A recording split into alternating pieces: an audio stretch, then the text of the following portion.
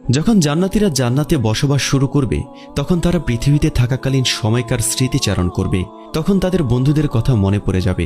তারা ফেরেশতাদের জিজ্ঞেস করবে, আমি তো আমার সেই বন্ধুকে জান্নাতে দেখছি না, সে কোথায় আছে?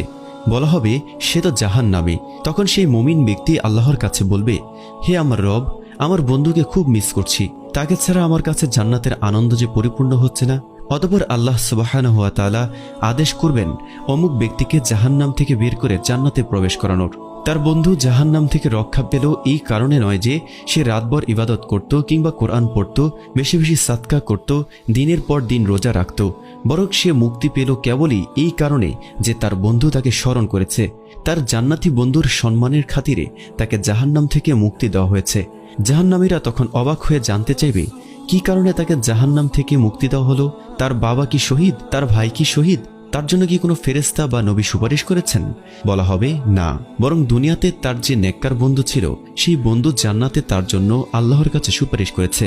এই কথা শুনে জাহান্নামীরা আফসোস করে বলবে, হায়, আজ আমাদের জন্য কোনো সুপারিশকারী নেই, হায়, আমাদের এমন কোনো সত্যিকারের বন্ধু নেই।